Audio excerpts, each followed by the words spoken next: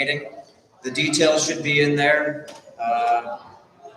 Correct me if I'm wrong, they email in to be included. That's the way it goes, so that would be in the newsletter. You email in if you want to be judged for the contest. So that's a nice thing. I've already seen a few houses participating, which is great.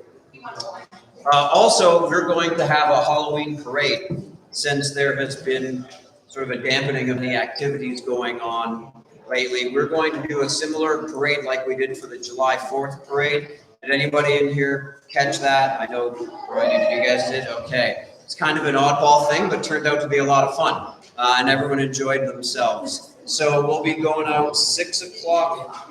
Remind me, Luke, 6 o'clock the night before, correct? No, it's Saturday. Saturday, okay. Yep. So Saturday on October 31st, we're going to have the golf cart parade winding its way through the neighborhood, probably a couple of times like last time. If you would like to participate either on a bike or a golf cart or running really quickly, you can send in an email to our Parrot Cove email, and then we'll get you the details. In all likelihood, we'll be doing the same thing where we'll gather about 30 minutes before over at the Believers Church on 10th, and then we'll assemble everything from there. So we're going to jump right into it. Our speaker tonight is City Manager Mike Bornstein. He's come out to give us an update because there's been so many things going on. Things are so different and a lot of new challenges. We thought it'd be great if he could speak directly to us, fill in some of the gaps, answer some questions, and give us an update on what the city's been doing this past 8 months. So with that, I will turn it over to City Manager Bornstein. Thank you very much.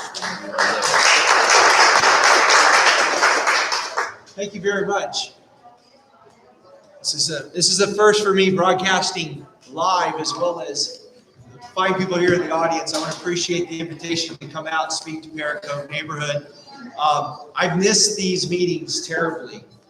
It's one of the great things about being in local government is really connecting with the residents and the folks that live here in the city. And during this whole COVID time, it's really put a damper in that in a lot of ways. So I really appreciate this opportunity to come in and talk. And I'll be able to answer some questions, hopefully, after I give a few comments about what's been going on. When Anthony approached me about talking about the COVID, and of course, now we call it the Rona, the COVID set of circumstances that we've been dealing with, I got to thinking about all that's happened this year alone. Because genuinely, it's not just been an emergency set of circumstances about this disease, but the whole year has been one thing after another in rapid succession. So if you'll go back into January, was when we first heard about this from the World Health Organization back in January 9th in Wuhan, China. It goes back at the very beginning. And we weren't thinking a lot about it, but it was on our radar at that time. It wasn't until March of this year that Governor DeSantis declared a state of emergency in the state of Florida, which triggered the county as well as the city's emergency management responses that started with the quarantines and the shutdowns and things that we're kind of familiar with now. But it was really all new to us then. And you have to also remember that around that beginning time, we had a dust up on the city commission you may be familiar with about the suspension of utility cutoffs. And while that was kind of disconcerting, what transpired out of that dust up was about 2 to 3 weeks of a shutdown of our communications at the city hall with emails, paid emails, phone calls, you name it. All our social media basically shut down, and it created an emergency that we had never dealt with before in the social media realm, because everybody all over the country and some internationally had an opinion about the city of Lake Worth Beach, and they wanted to let us know about it. So we were dealing with that in our IT department. It was maddening. Things were pretty well shut down for almost 2 to 3 week period because of that. And March 25th, George Floyd, when he was killed, there was that whole set of incidences that started to occur in cities all around the country, protests about the use of police use of force. And that was a very high profile issue that occupied a lot of time, effort, and energy and concern, frankly. I remember seeing what I was watching on TV And then seeing the things that were happening here, I-95 was shut down, protesters were everywhere. And that kind of a state of emergency wasn't just about COVID anymore. It wasn't just about, dealing with social media. Now we had people in the street. We had social, civil unrest occurring all across this country. And I can tell you that was very disconcerting to deal with as well. And being in Florida, what happens January 1st of every year? Hurricane season. I'm sorry, June 1st. Hurricane season. Thank you. January 1st is my wedding anniversary, so I should. Yes, June, I apologize. June 1st. And as we started with something we do every year because we prepare for hurricanes and we have an emergency management response with the county and the state, and we started to ramp up those meetings. For the first time ever, the word COVID came out. So not only were we dealing with the COVID issue, we were dealing now with the potential for some kind of weather event to come in and wreck things physically for us. Not to mention a few other things that happened. If you haven't forgotten, wildfires out west, murder hornets. Murder hornets, that's a real thing. It's an insect that's invading the West. The death of Ruth Bader Ginsburg. The president tested positive, and yes, we have an election come up. I won't even go into the gazillion other things that have been happening this year. So it's kind of unfair to ask me to say what's been happening with COVID-19. It's truly been what's been happening with this year, 2020, because it has been a train wreck. But the good news is your city government and the people that work for the city and your leaders who are elected have been trained. They understand what we need to do. And our response, I think, has been very good. I'm very proud of the elected officials and the staff of the city and how we've been handling the response to the COVID-19 events. I want to recognize here tonight, we have in our audience Vice Mayor Pro Tem Scott Maxwell from District 1. And also Herman Robinson, who's our city commissioner from District 4. And I had talked to Mayor Triolo. I know that she's watching from Zoom, as well as Andy Amorosa, our vice mayor. So your elected officials, I get the pleasure of working with them on a daily basis. When we deal with emergency management events, it's even more important because this is the team that has set the policy, has given staff the direction, has endorsed our emergency management plans and rules, and all the coordination that we follow and do. That is the group that represents you as your elected officials, and they have a long history of dealing with these kinds of events, hurricanes, for example, and they've done a great job, and I'm really grateful to have their leadership. My staff, the team at the city, everyone from the assistant city manager through the department directors, they have been through and continue to train and go through a process that really started after 9/11 and the hurricanes that had happened with Francis, Wilma, and Jean back in the early 2000s. There was a lot of cleanup in how cities responded to emergency events. We've gone through all kinds of training. We've developed the most up-to-date emergency management plans and protocols, and we operate in this city under a unified command structure. And what that means basically is you have your city departments that provide the services and programs that you rely on during an emergency, coordinating also with the sheriff's office. And under Sheriff Bradshaw, your police department or the sheriff's deputies have their own emergency operations protocols that coordinates with ours, as well as Palm Beach County Fire Rescue. And they have also a very robust system where they train and go through a process to deal with these incidences as they occur. So I don't want anybody to think that just because we've never been through this kind of event, we have been planning for and have had exercises to deal with things such as pandemics. I personally, several years ago, really became aware of this when we were dealing with the bird flu. You might have remembered a few years back hearing about the avian flu. During that time, the county and the cities went through a very involved process of planning and looking at how would we deal with a disease spreading through the bird population, and how would we deal with making sure that you as citizens that live in this city and in this county get the things that you need to have to stay in your homes and survive. And those are terrifying questions, but we ask those and we deal with those on a regular basis each year. If you look at our response that occurred and is happening now, it's kind of in three general areas.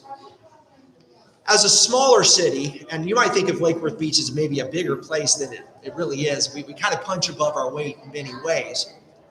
Our main responsibilities to you and the things that we can handle are the basic health, safety, and welfare issues that it takes to live in your city. What does that mean? Well, I covered police and fire. Those are by the sheriff and the county fire rescue. But also, you have to have clean water, and you have to have sewer services. You also have to have electric services. You also need garbage removal services. And then there's emergency regulatory things that we do in case you need some kind of an emergency repair or something to your home.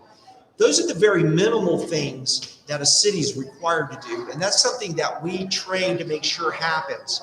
Because the worst thing that could happen is, and there's in an emergency, there's a lot of things that could go wrong. Take water, for example. You don't want to have an incident where your water becomes unusable because the city dropped the ball during an emergency and making sure that operations 24-hour days, that water is being cleaned and sanitized and delivered to your home according to health department rules. We can't have a Flint, Michigan. You can't have something happen, because that would basically put you in a situation where you would be dealing with an emergency and you couldn't stay in your house. You don't think of those things, but that's something that we are concerned with 24 hours a day. Same thing with your electric service. Our reliability has gone up over the years, from, I don't know how many of y'all have lived here for several years, but our reliability has gotten much better, and it's going to keep improving. You can't stay in your home in the middle of the summer with no electricity for weeks on end. My team at the city worries about that. They stress about it, and they make sure that the equipment's maintained and that the delivery and repairs are made in a timely fashion so that you can stay at home during these periods of quarantine that have existed.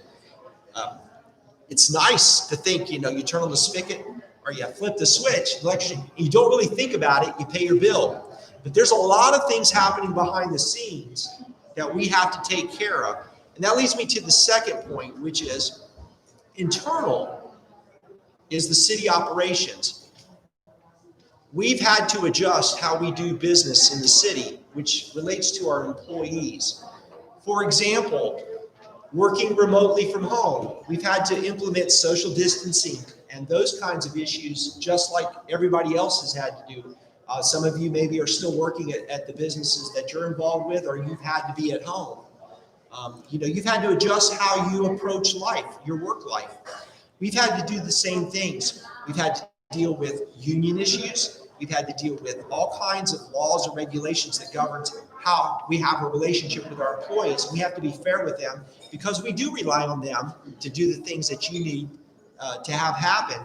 And it's important for us that we have a professional, well-run organization. So internally, how we operate remotely has been a challenge, but it's something that I think we've been able to address fairly well. And what's been interesting is we've been implementing some things that have existed in the private sector for several years already. Some very efficient ways of doing business. And everybody now is a professional at Zoom or WebEx or whatever meeting that you can imagine happening remotely using technology. We've had to make a leap in many ways as government to sort of catch up with private sector, but we've done it. And we do it when we have regular meetings with the county officials, the state officials, or internally among a department so that we can keep things moving. We can keep the services in place and things flowing.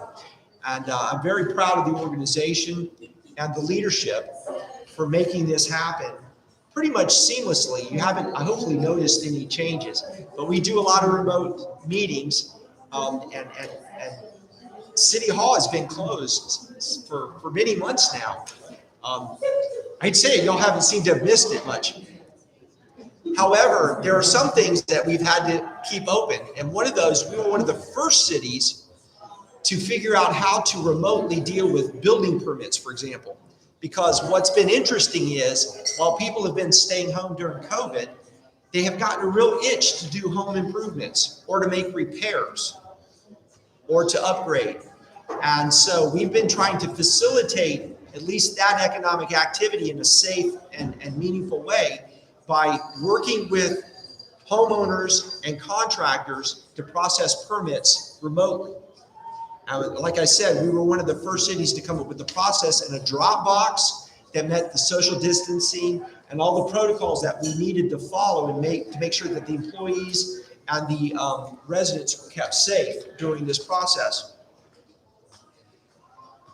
The last piece is something I'm really proud of, and it falls outside of the realm of really what the city is responsible to do for you as residents. And that's kind of what I call going the extra mile.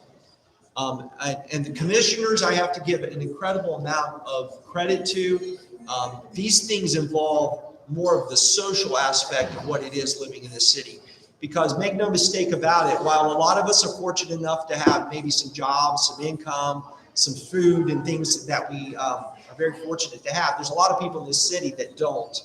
So everything from food drives, coordinating testing, that was very necessary a few months back, to looking at helping people pay their bills and coordinating with the county or the state services.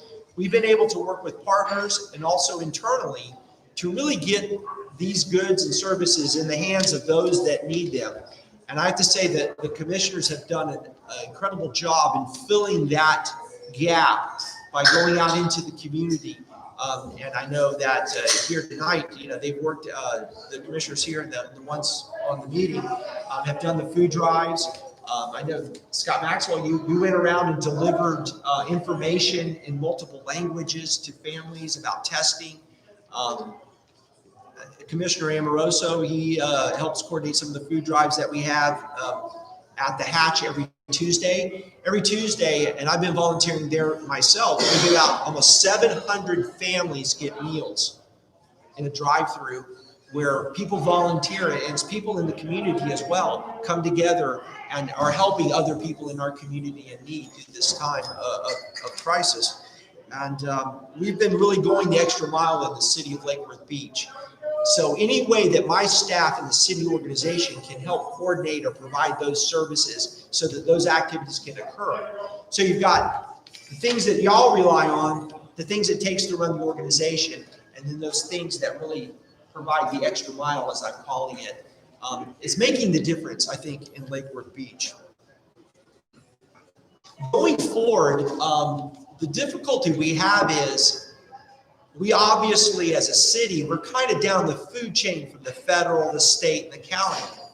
So we operate within sort of their definitions of either what a declaration, an emergency order would be, for example, from the governor or from the county administrator about how we should function. These things can include, for example, the restaurants when they were doing 50% occupancy. We had no control over that. But we did have control over how we worked with the businesses that were affected. We creatively came up with a program to allow them to operate outside in the open areas, practice social distancing, but still try to keep people employed, give an opportunity for residents to go to a restaurant and get a meal, and burn off some steam because they're sitting at home. Those are things that are kind of out of our control, but we try to do the best we can to work with what we're given. We're not sure where things are going. We're hearing, from the experts in the health department, there's very much a concern about the flu season that's coming up and compounding the issue with COVID-19, where people might be having both or one or the other, and that could potentially cause some problems at the hospital, which has always been a concern of overrunning facilities. But until some kind of vaccine or process is really developed, we're going to take our lead from those agencies. I encourage you to stay tuned to what's happening on the national and state level. When you hear about a press conference and something's being announced, you would do well to be smart and listen to those and understand what's happening. We'll do our best to uphold our end of the bargain, And it's our hope that in the not too distant future, there'll be some kind of cure. The good thing is, at some point in the future, there'll be something that'll come along to actually address how this is handled from the medical side of the equation. And I know that there's talk about who's going to take a shot or not going to take a shot. I've already told my wife I'm going to be one of the first ones in line. I'm getting my flu shot too. That's the other thing. But until that happens, you need to be safe. You need to be smart about what you do. And I think that this city has done a great job, both in the residents and in the organization, in working to address the COVID-19 set of issues. So if there's any questions, thank you. Yes, you give yourself a hand. It's been amazing. There's a lot of other issues that are going on in the city. One of the most fascinating things to me is our building permits, whether it's a larger development or just individual houses being invested in. We're probably 130% higher than we were last year, even during this COVID-19 period. And it's been an amazing thing to see that happening here. I think that shows a lot of confidence, not only by the homeowners, but also from the larger market, that Florida and South Florida and Lake Worth in Beach in particular has a value as a safe place to come and bring your life, invest your money. I think that's an important message to listen to. And there's several new developments that are occurring along the transportation corridors, which is basically your Dixie Highway, your downtown Lake and Lucerne, and those areas that you would expect there to be some intensity and density apart from the single family residential areas like Parrot Cove, which is very much the heart of this community. In our comp plan, for example, a comprehensive plan, and in our strategic plan, we refer to Lake Worth as a community of neighborhoods. We truly are. You are the heart of the city. In the areas along Dixie Highway, for example, where there's a need for infill and refill, you're seeing development come in. And that's something that's pretty amazing. If you think about just 8 or 9 years ago, where there was no permits pulled for any kind of development in the city. So we've come a long way. And again, I can't say enough about how much the leadership of the mayor and the commissioners has meant to getting us to that point. So, Mr. President, I kind of ran through a lot of information there. If you want to take some questions and I think we will, if we can start with our live audience. The live audience. Who's itching to? Do you want me to recognize? Do you want to recognize? Yeah, what we'll do is we'll start this way and Okay. go across. So. Stump the city manager and win a free drink. All right, yeah. Two items, census and how we do as far as percentage actually, and what's going on with the Gulf Stream Motel. Two great questions. The census, this is a very difficult city because some of the populations here haven't always wanted to interact with the government or with census takers. We've had some success. I can't really tell you what we are because we don't know the results yet. It just, the 15th was the last day. And even that was confusing because between the courts and the president, we were going back and forth at the beginning of October, the end of October. Could we have used a few more weeks? Probably so, but it is what it is. I can't tell you what the results are going to be. I have no idea. We did an incredible job, and I have to give also a lot of credit to those involved with the census taking. Jessica Savage and our staff, that was her pretty much full-time focus, along with the partnership we did with the other cities to really try to get people to respond. And this year was a very interesting year because in the 10-year period, we went from filling out forms to doing it online. They made it as simple as possible. So as soon as we find the results and get some understanding of what they are, we'll let you know. Fingers crossed. We were hoping to see maybe an uptick in the amount and maybe a drop in the poverty rate, which was around 28%, which is not good. Gulfstream Hotel. I don't know if you've heard or seen any presentations that's been made. There's a company out of St. Louis called Restoration St. Louis. It's a husband and wife team, Amrit and Amy Gill. They are investors and developers who actually have a penchant for historic properties. They've done actually, they just opened a hotel in Sioux City that was a historic hotel.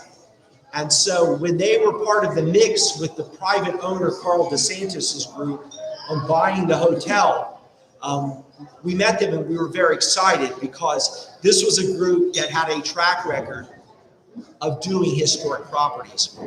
And we thought among all the people that they would be the one that would do this hotel justice, because this city's psyche in many ways is tied to that hotel.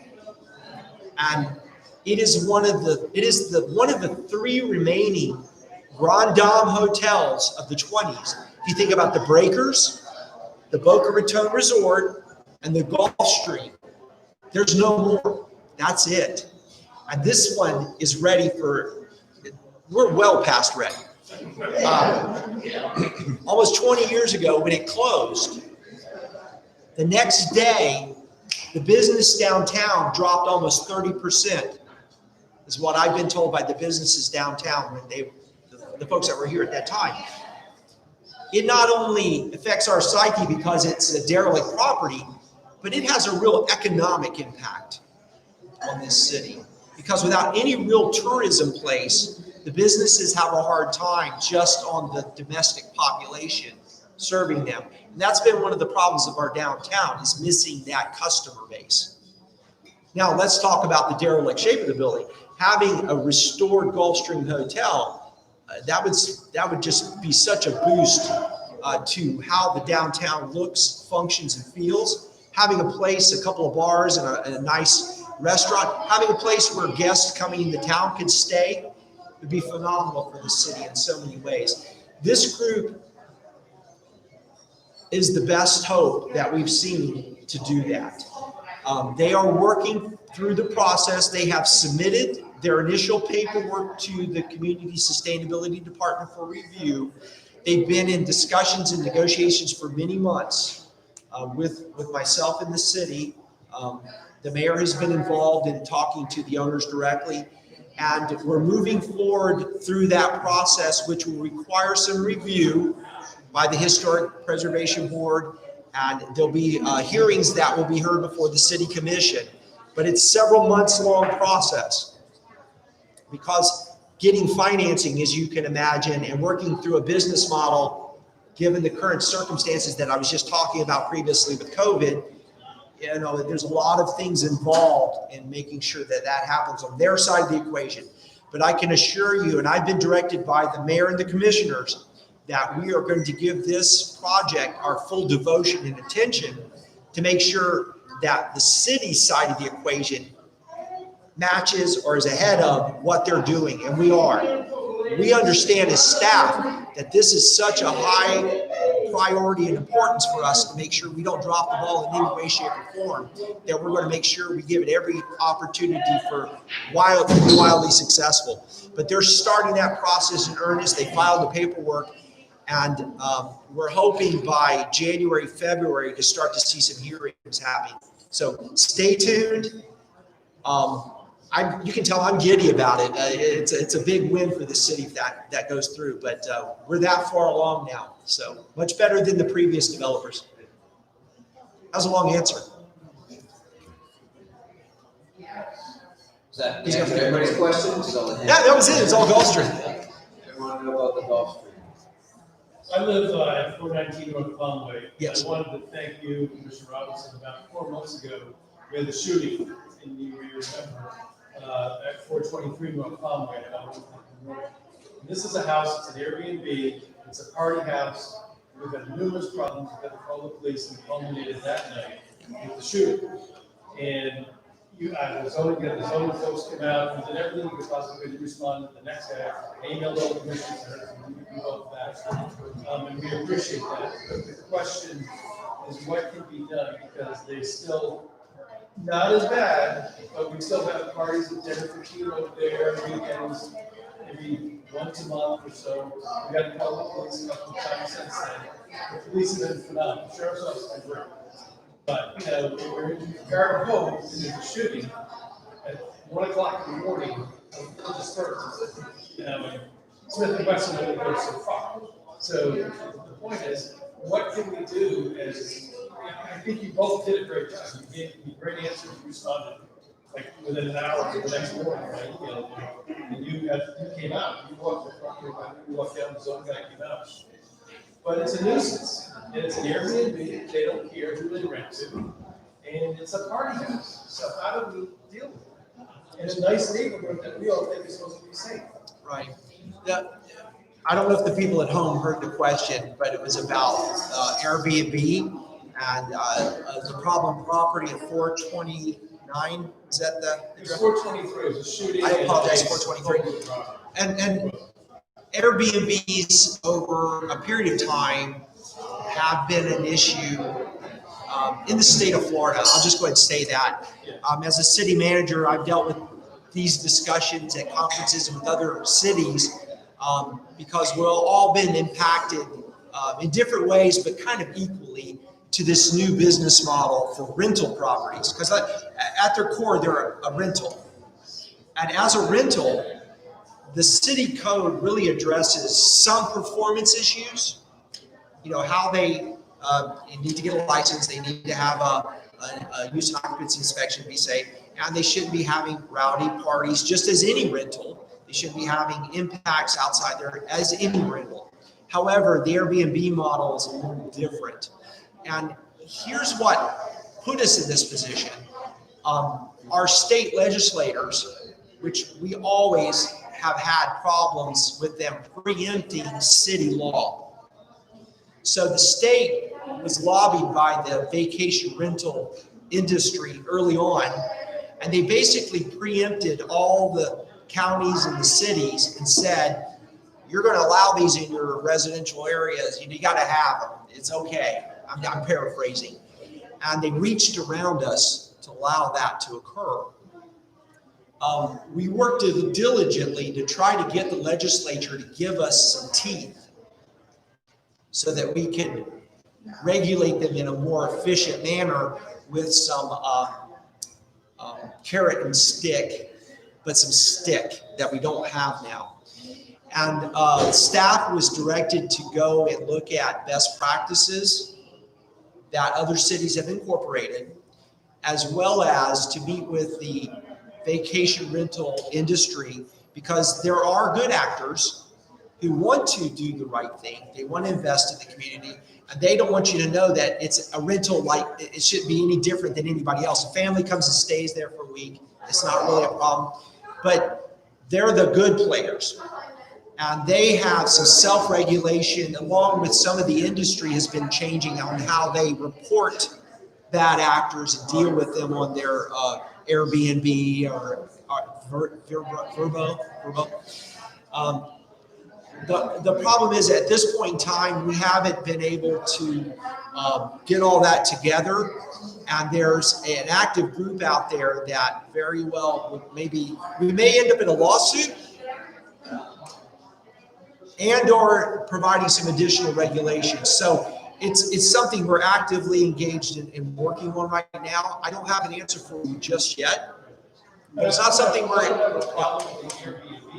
Okay, you don't have a problem with it. The problem I have is it's a nuisance that they're constantly hosting parties. Right. For drunk kids who get drunk and high. I mean, literally 2 weeks ago, Right. 1 o'clock in the morning, we had some kid standing in front of that yard screaming, and he was as high as a kite, he was gonna kill somebody, and whatever. Myself, or 2 neighbors came out. You don't want that in your neighborhood. Again, absolutely, I agree with you. That's bad managing of the property, and the company, whether it's Airbnb, has changed their policies to also penalize those owners. So we need to figure out how to report that to them as well. And I don't know if we've done that yet. One of the things that some communities have done is they put an ordinance in that has a minimum night stay. And then of like 4 to 5 nights or 7 nights. The problem is the state has preempted us. We can't put a minimum number of nights. The state, the wisdom of Tallahassee says they know better than we do. Well, I do appreciate your responses. But we haven't stopped working on that issue. Is my point.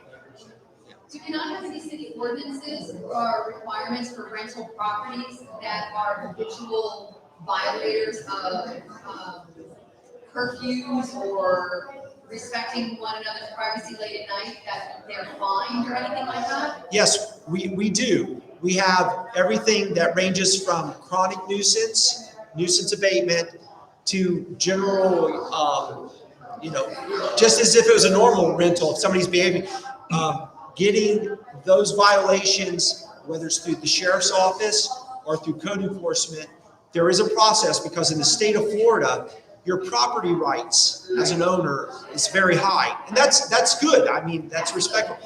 But when you have a bad actor, it takes a while to build a case. Are we I would, the homeowner, not Airbnb, but the homeowner? well, what we would end up doing, and this is how the case should progress, is get the required amount of violation evidence and activity to where it reaches the threshold, and we fine and fee. And then eventually, because it's not a homesteaded property, because if you live in your home and it's homesteaded, we can't foreclose, but we do have the foreclosure option. But it's very arduous. And it's arduous by state law, because they don't want cities just kicking people out, But yes, good point. I would imagine what we need to do is go back to that property and say, well, what's it look like, and what else do we need to do? And really lean on that property owner. Can't you pull a permit to do Airbnb? We don't have a permit for Airbnb. It's a rental property. Okay, so pull their rental permits.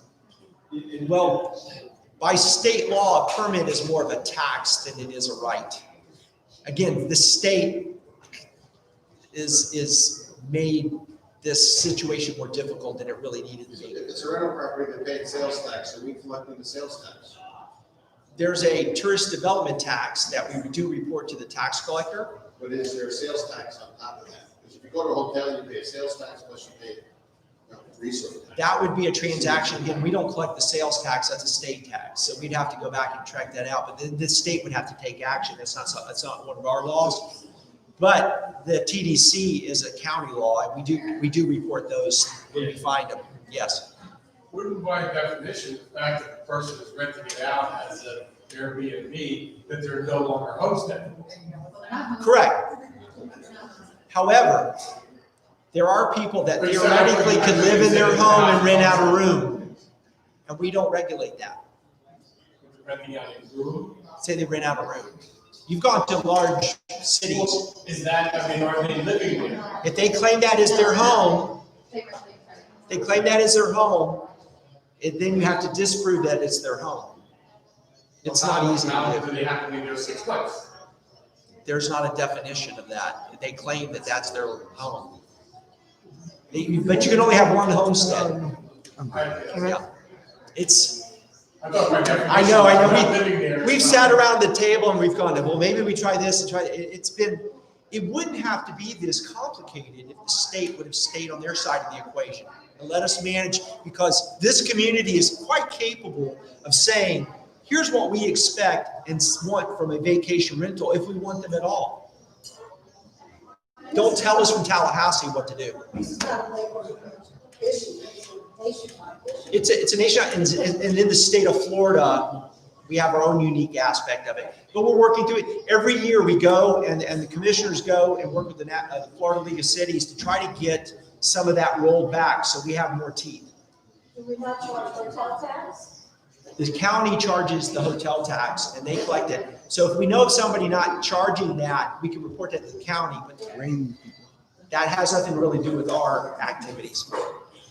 Yeah, it's not an easy answer. They never are, but our commitment is to keep working on it and keep hammering away. The only problem is right, you have code enforcement, we have the police, we have the fire department. No one speaks to each other and discusses the problem.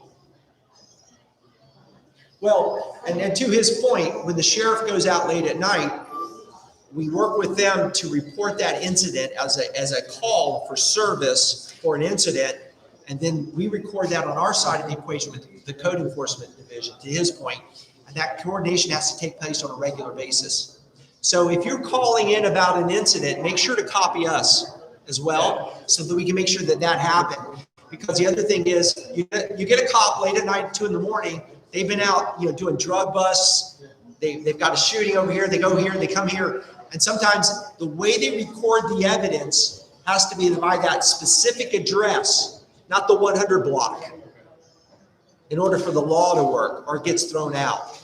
It's maddening, the bureaucracy sometimes, but we have to stay on it, and we need to stay on it. And as soon as we get some kind of opportunities to change things, we will. Okay? Mr. President? Any more questions from our live audience? May I indulge? No stumping me, please. A few months ago, when everything was taking place and really unfolding, there were a lot of concerns about the tenants at the beach. Our city is the landlord for that property out there. And I'll be honest, I stopped watching because the meetings were quite untenable to even watch, and it was very challenging, but that's kind of where I left off. Can you give us an update, unless I'm going too far into city commission stuff, on the condition of the tenants? I know there are concerns with leases and planning. Now that they're allowed to come back, we have a new tenant in there. The beachfront in general, is it starting to stabilize a little bit, look a little better than it did 3 and 4 months ago? Okay. Should I repeat the question, or is it? I said it pretty loud. I guess they heard it online. The tenants at the beach, just like the rest of the businesses in the city, were hit pretty hard with the shutdown that occurred and the 50% occupancy that happened later. So the commission decided that they would write into their leases some provisions that help abate some of their obligations during the period that they were shut down. Out of fairness, because what we found when we called a lot of the private property owners in the city that had tenants, they were giving their tenants some breaks that ranged from completely not charging to, putting off into the future, a bunch of different techniques. So we provided the same kinds of relief for Kilwins, Lake Ortiz, Mamma Mia's. At the time, Mulligan's was there, and they didn't ask for it because they were in a transaction, and Benny's. So the city felt that it was important to show leadership, that we value the businesses that you go to on city property, and hoped that the other landlords would do the same thing with the private folks out there, and they seemed to follow that leadership that was exhibited by the mayor and the commission. So we crafted amendments to their leases that reflect that provision. And I'd have to go back off the top of my head now, I can't remember, but we provided some relief that put the payments, gave them a payback period over a period of time so that they didn't have to crack that nut when they weren't having any customers. We also worked with them on inside seating, and that was very helpful, as well as the parking. One of the things that they were very grateful for was the county had closed all the parks, if you remember. We argued that our park was not just a beach park, but we also had a commercial activity. Could we still have the drive-through so that people could do pickup and delivery? And they relented, and we configured a drive-through capacity so that people could go up there and get something and still keep people employed. Because a lot of the folks that work in the restaurants also live in the city, and it's important. So that was very much appreciated. The leadership of the mayor and the commissioner shone through there, and it was accepted by the community as well. I mentioned Mulligan's. Mulligan's has left. Their lease was taken over, and a new lease was crafted with the owners of Benny's, Lee Lipton, and it's now Viva La Playa. He has, if you haven't been up there yet, it's quite a festive place.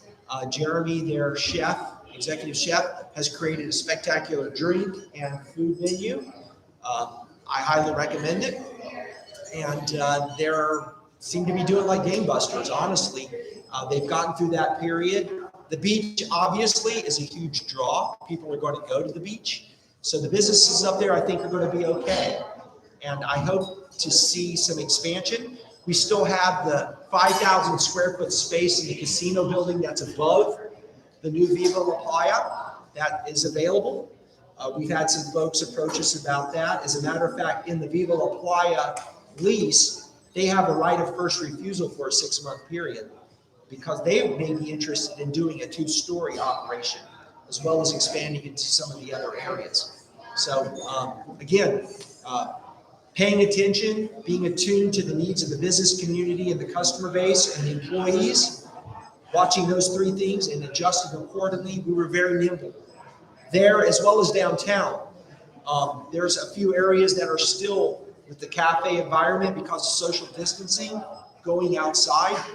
We've been cracking down on how they appear because I can tell you a Rum Shack looks pretty crappy, but yeah, I called them out.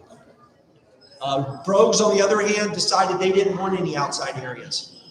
And we were only able to allow outside seating on the alphabet streets, not on Lake and Lucerne because that's state highway. We don't have control over it. There goes the state again. So we did what we could do with the city on rights of ways to help the businesses. Yeah.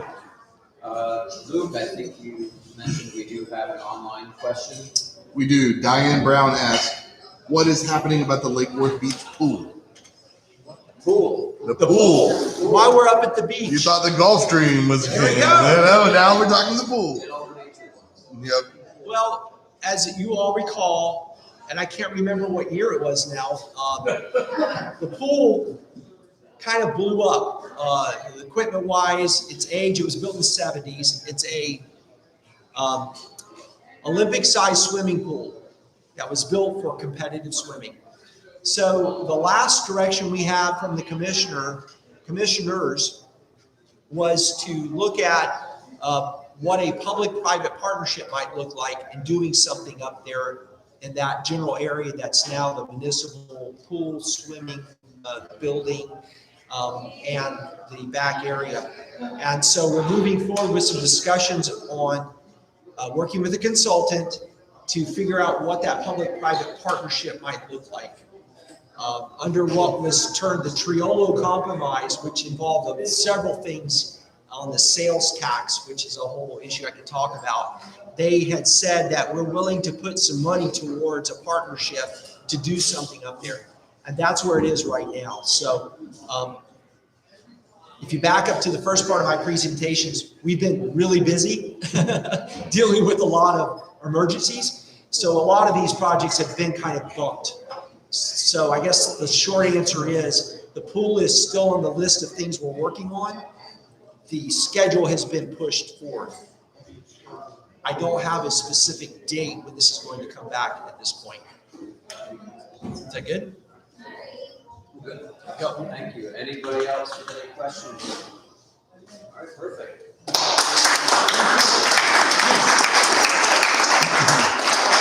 I just want to say it's a joy and a privilege to be city manager in this city.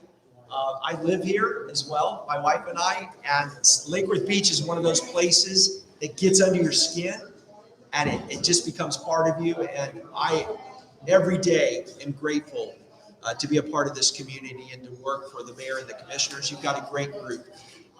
If ever we can help, I want to encourage you to go to our website. We push out so much information on COVID-19, on emergencies, on things the city is doing. We have links that take you to a project site that shows you on a GIS map what's happening both in city projects as well as private development investment. We also have the neighborhood road program investments, and anything you want to know is pretty much there. If you're not getting our newsletter electronically, there's also a way to sign up on the news site. I'm going to give the president all our links to our Facebook page, Instagram. Too much information. There's a lot of information out there, and I want y'all to start to get used to using that because sometimes residents will ask questions, and I'm like, well, aren't you on our newsletter? And it's surprising the number of people that aren't. So I'm going to send that out. Please take advantage of that information. We spend a lot of time, effort, and energy to keep you informed. And that's a great way to stay in touch. Also gives us good feedback, which we always need and appreciate. So thank you very much.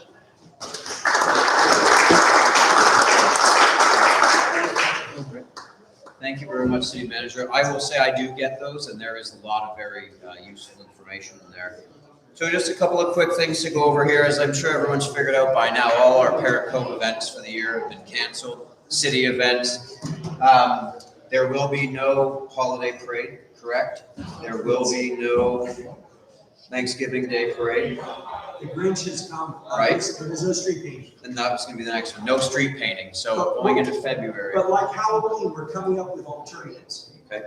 Right. And so they're having some of these socially distanced things. And I know Lauren Bennett is working very hard at coming up with some different things. So as we get that information, we'll send it out as well. And I will send out those links too when they come through.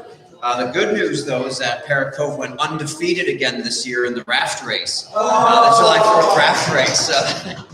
That's not fair. We take a win. We take one win this time.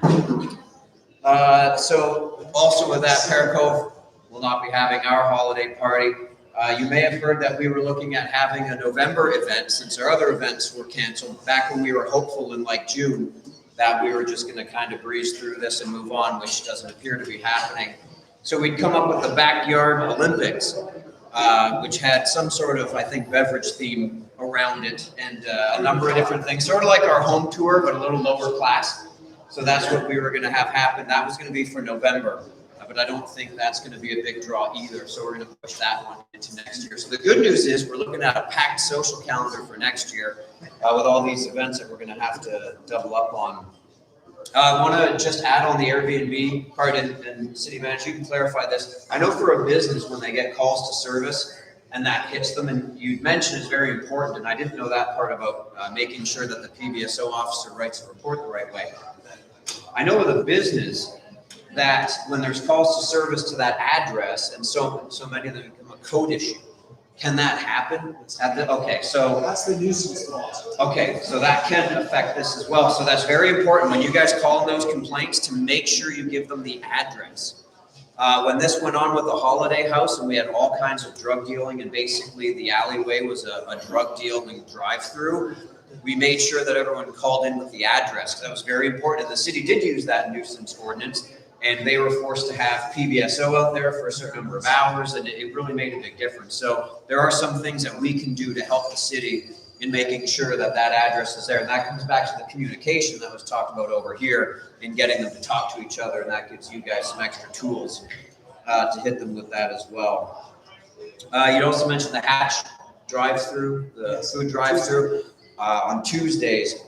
I've had a chance to help out with that a couple of times, especially right at the beginning, and it was amazing to see the number of cars that streamlined through there, running out of tickets, and people were very thankful for that. The groups that came together and put everything together, the volunteers, was actually a pretty moving thing to see happening, so that was good. NAPC, for those of you who don't know, that's the Neighborhood Association Presidents Councils. That's where all the presidents of the various neighborhoods around we get together once a month. City Manager Bornstein mentioned again, the city's proud that it's a city of neighborhoods, and there is a lot of strength in that. So when we go, and I represent Parrot Cove for that, and we get together with all the other presidents, that has been going on every month still. We do meet virtually. We share some best practices and different ideas to still get the word out, still support the community, and still try to do some sort of community building event. So things are, I think, starting to uptick a little bit on that as well. I also want to mention the city item. I have gone through the application for to go before the historic board for a few different things that I needed.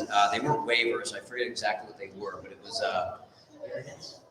no, it was like a historic accommodation when you have a contributing structure. So I had to go through the whole process, fill out a lot of papers, get my surveys and everything was done by email, Dropbox. Thinking back on it, I actually had no idea those offices weren't even open. It was actually more convenient for me to not have to go and talk to anybody and deal with that. I just emailed them in. I went before the board. It was a Zoom meeting. I said my part. I got the approvals that I needed. I didn't get my doors approved that I wanted, but I still got the other things that I wanted with that. So just wanted to piggyback on that in going through it myself. It worked very well and went through pretty efficiently, and staff was pretty good with that. For those of you who don't know, I'm the vice chair of the city's planning and zoning board. So just a couple of quick updates on that. The MID is almost done, correct? We're almost done on the mid on Dixie. Yes. So the mid is 230 market rate apartments. The first project was open this month.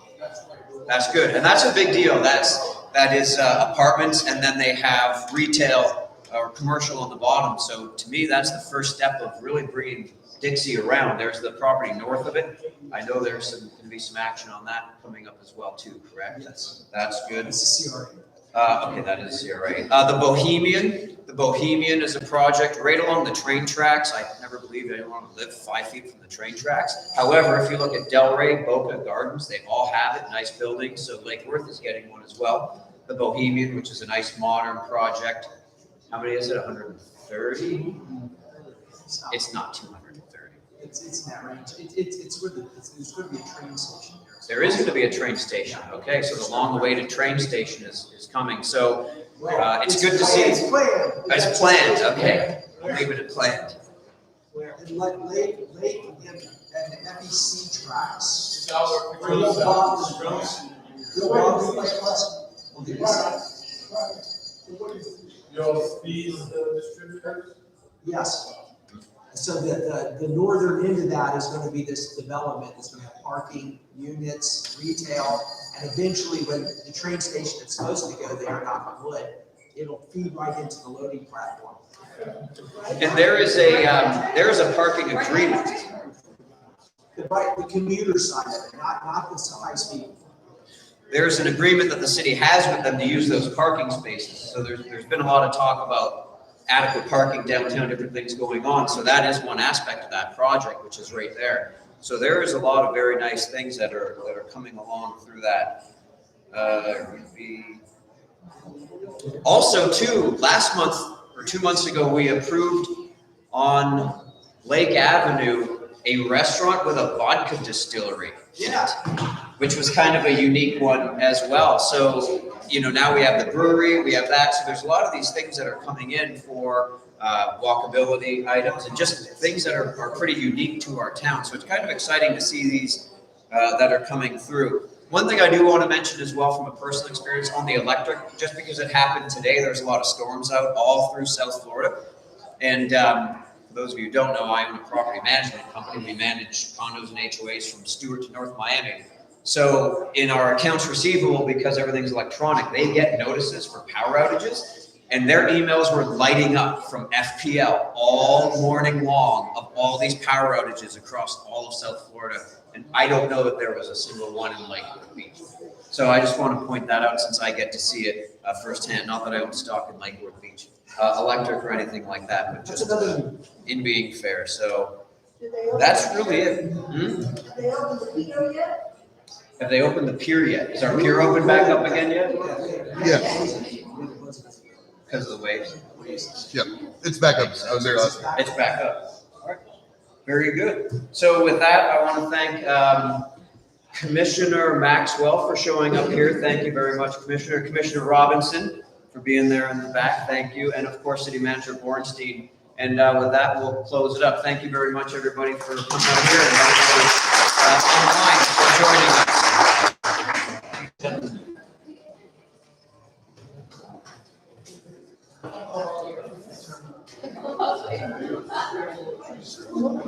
We off.